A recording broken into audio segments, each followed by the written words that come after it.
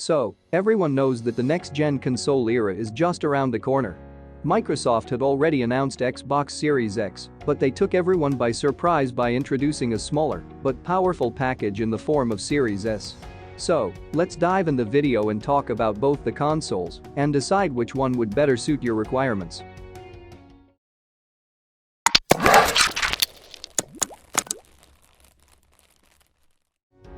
First of all, let's talk about the specs here.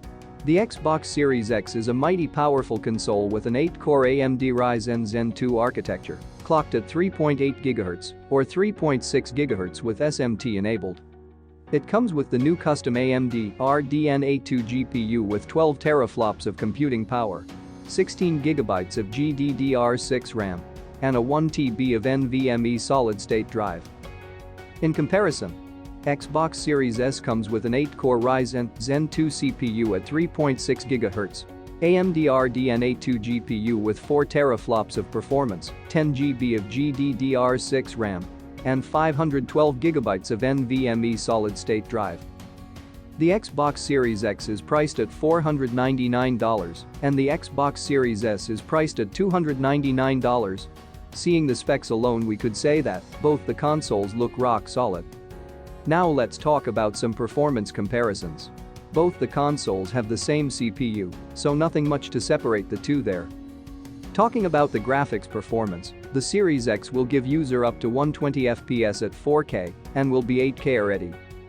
In comparison, the Series S gives up to 120 FPS at 1440p resolution with hardware scaler to scale up games for 4K resolution.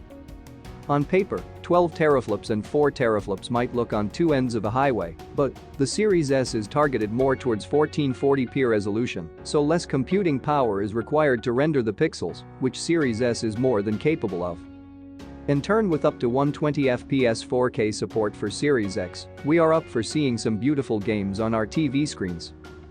Both the consoles will support spatial sound and streaming.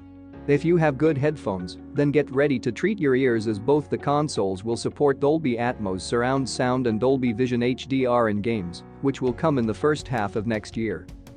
The Series S has full hardware support for AMD's latest RDNA2 feature set, including hardware-accelerated ray tracing, mesh shaders, and variable rate shading, similar to Series X. Let's talk about storage size. The Series X comes with 1 TB of NVMe SSD, nothing special here. In comparison, the Series S will come with 512 GB of NVMe SSD, so about half that of Series X.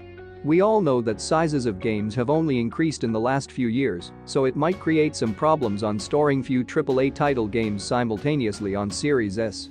Now the good thing is that Seagate has revealed expansion cards of 1 TB which can be attached at the back to add more space to the console. We can store our games as said by Seagate without losing SSD performance.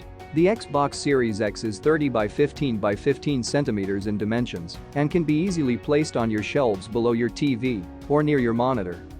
Meanwhile, the Series S is surprisingly small, about 27 by 15 by 6 centimeters. Both the consoles are pretty slick indeed. Both these consoles have 1 TB expansion ports, 3 USB ports, an Ethernet port, and an HDMI 2.1 output along with the power cable port. One of the bigger differences comes with the optical drive. The Series X has a Blu-ray optical drive with it, while the Series S is an all-digital console.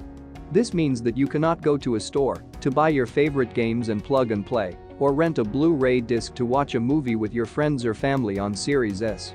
But honestly, it's a small sacrifice as you can always download these things from the internet.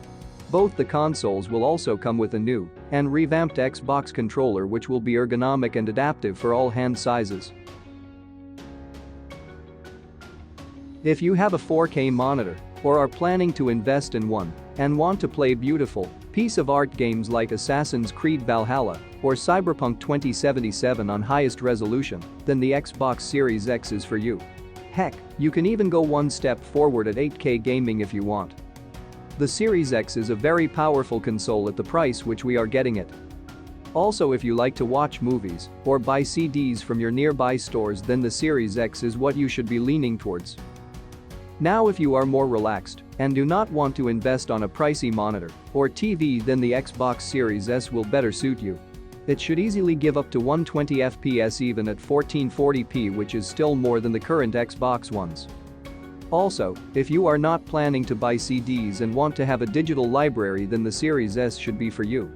But keep in mind that you might quickly start filling your storage space with games, so buying that extra space might be a good option later on. In the end, Microsoft has seriously blown us all away with both the consoles. Both these consoles are very good in their own domain and have pretty aggressive pricing. It is also clear that there will be no separation of games among the two consoles, so all games will be releasing on both these consoles, with many games specially optimized for Xbox. We are certainly poised at what's ahead. Even though 2020 might have been a sad year for many of us, these consoles might just give us the sweetest time towards the year end. What do you guys think? Do comment and let me know. And if you guys liked the video, do like, share and subscribe for more content. See you next time.